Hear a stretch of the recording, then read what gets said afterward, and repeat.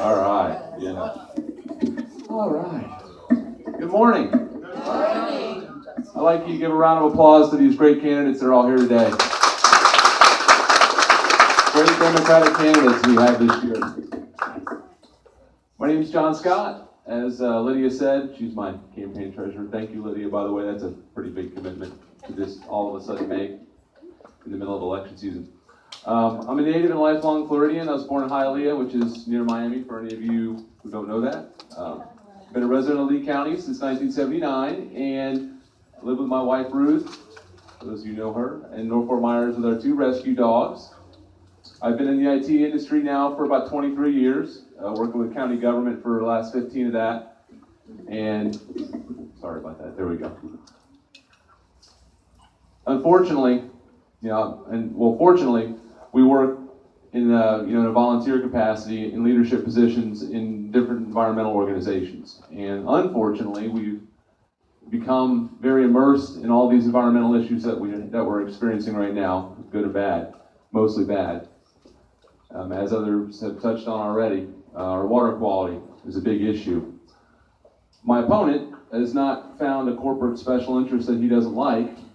In fact, 93% of his money so far this year that he's raised has come from corporations.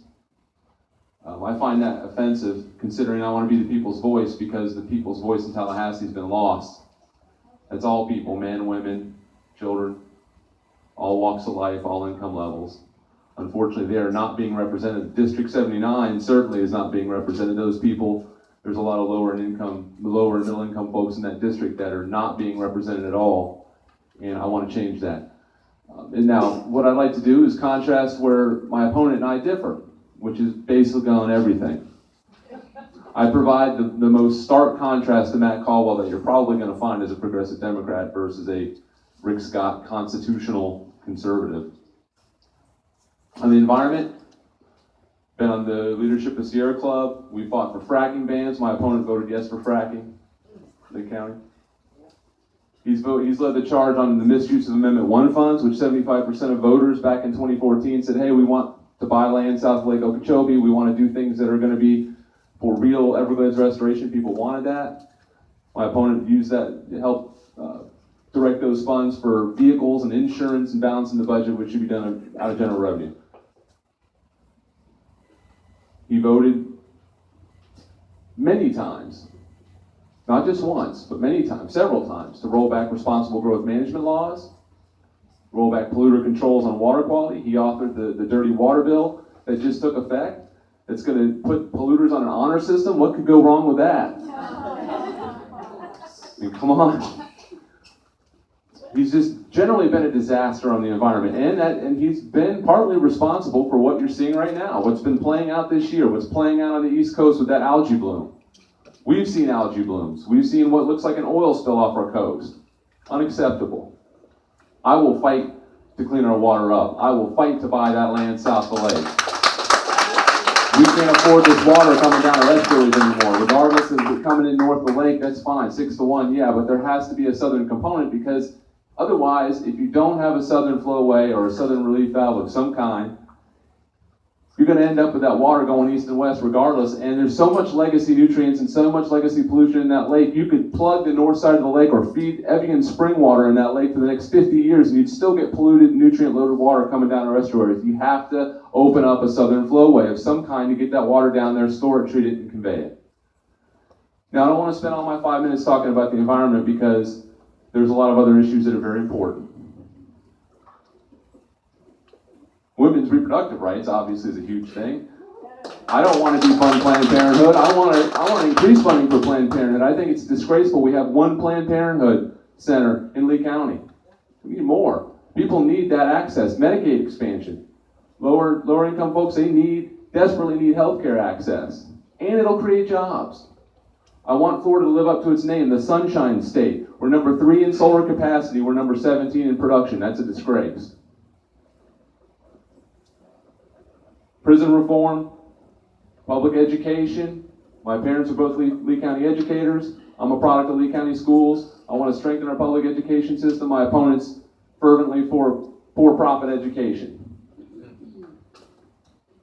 I support medical marijuana. My opponent, Charlotte's Web, complete joke, having all kinds of trouble implementing it. So, in conclusion, I'm up against a very well-funded, corporately funded, polluter-funded opponent. So I need the people's help. I have not taken donations from polluters and special interest corporations that are working against the greater good of our society. So I need your help. I need you to visit my website, votejohnscott.com, and donate if you can, volunteer. I've got donation envelopes out front. If you take one of those and put something in it for me, I'd very much appreciate that. And how many people here live in District 79? Or do you know where District 79 is? District 79 is Lehigh Acres, North Fort Myers, and pretty much everything in between down to State Road 82. Alva, Olga, Buckingham, Fort Myers Shores, Waterway Estates. Say it again? I'm west of Lehigh Acres, but east of 75. Okay, I think as long as you're north of 82. Are you north of 82? No, south. Okay. If any of you could have a house party or host a fundraiser for me, that would be great. If you know people that live in that district, have them, contact me because I could use their help volunteering, even if you can't do anything in terms of fundraising. Obviously, fundraising and volunteers are the two biggest things because we have to get out and knock on doors and talk to a lot of people. Name recognition is what it's all about. I very much appreciate you having me here to speak, and please get with me for any further questions, but now I'll take questions from the audience. Okay. Anybody have questions? Jim? Where have you been? Where have I been? I've been working on trying to save the environment. Right. My wife. Before that, I volunteered on both Obama campaigns and the Charlie Crist campaign in 2014. Obviously, we weren't successful with the Charlie Crist campaign, unfortunately, but we were successful with the Obama campaign twice. Well, we're glad Which you're is- here now. What's that? We're glad you're here now. Well, thank you. I'm glad to be here. And other than money, I mean, there's a lot of excitement. There's a lot of enthusiastic people. But on our side, obviously, we're more challenged with the fundraising part of things. But there's a lot of people that are very unhappy, very upset with my opponent. He's a statewide villain. He's made a negative statewide impact with his seat. I want to do the opposite. I want to make a very positive statewide impact with the seat. I want to help the people of District 79. He's not doing that. And ultimately help all the people of Florida with some of the policy decisions that I would have to make as a state legislator in the House. Yeah, Rose? Okay, so I have two questions. One will be really fast. Are Okay. you still working for the IT company where you're working with the county? Yes, I am. Okay, except my second question is, I just saw Michael Steele. He's a common Republican pundit you see on MSNBC. He used to be the RNC head. Yeah, and they were talking about state money and how hard it is for them to, divvy up the budget. And he said the first thing Republicans want to do is slash education, school funding, whenever they feel squeezed. And Yep. so my question to you is, you mentioned you want to strengthen public education. So how, when they're feeling squeezed and they want to cut education, what would you recommend as an alternative area to cut? Well, we don't need to give billion-dollar tax cuts out of the general revenue. Most people are pretty happy with the tax structure right now, at least the fact we have no state income tax, and now property taxes may be a different story, but that's local. Any local taxes, I'm talking, you're talking state, I'm talking state.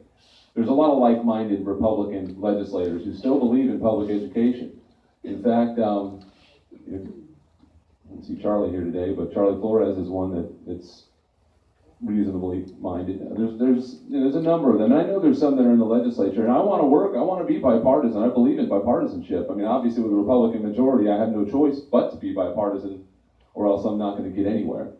But I will absolutely I will search out those like-minded Republican legislators and say, hey, what can we do to strengthen public education? Let's get away from this mentality of cutting public education. We need to strengthen public education, and we need to level the playing field between charter schools and public schools.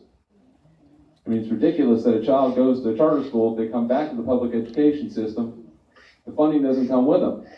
And there's a lot less charter schools and a lot more public schools that basically share equally the same funding. To me, that just doesn't make any sense. We need to make things more fair. And I think we all want fairness in our society, especially in our government. I mean, we don't want overreach of government, but we want fairness in our society, and that comes through adding value to citizens' lives through good government.